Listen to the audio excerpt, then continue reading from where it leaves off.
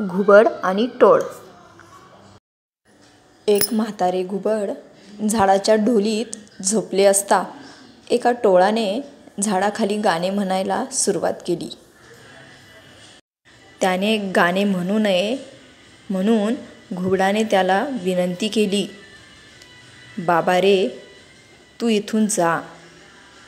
मला विनाकारण त्रास देऊ नकोस. तुझ्या किरकिरीने माझी झोप घेतात."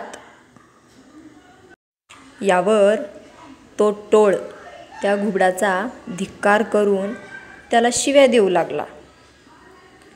तो म्हणाला, "तू लबाड, चोर आहेस.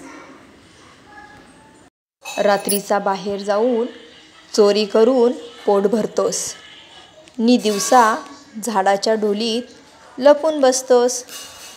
त्यावर घुबड म्हणाले, "अरे, तू आता आपलं तोंड सांभाळ, नाहीतर मग पस्तावशील."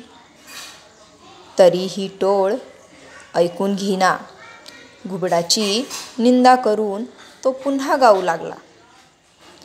मग घुबडाने त्याची खोटी स्तुती करायला सुरुवात केली. "बाबा रे, क्षमा कर. तुझं गायन अगदी गोड आहे. माझ्या इतका वेळ ते लक्षात आलं नाही. तुझ्यासारखा गाणारा तूच. तुझ्या गाण्यापुढे कोकिळाही लाजेल.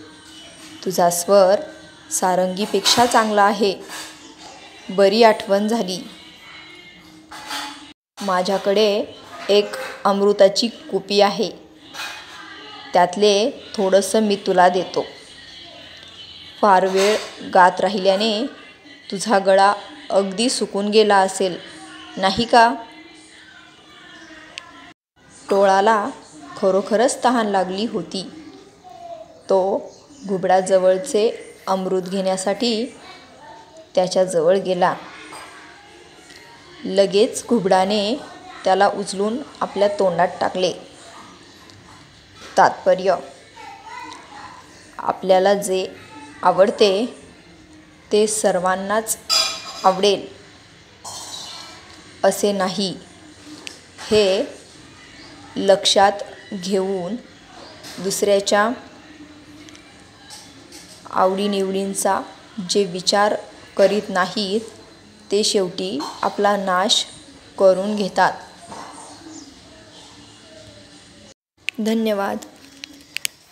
त्याचप्रमाणे आपल्या मराठी गोष्टींचे पुस्तक यावरील मराठी बोधकथा, गोष्टी तुम्हाला आवडत असतील तर आपल्या चॅनलला लाईक, शेअर, सबस्क्राईब आणि कमेंट जरूर करा.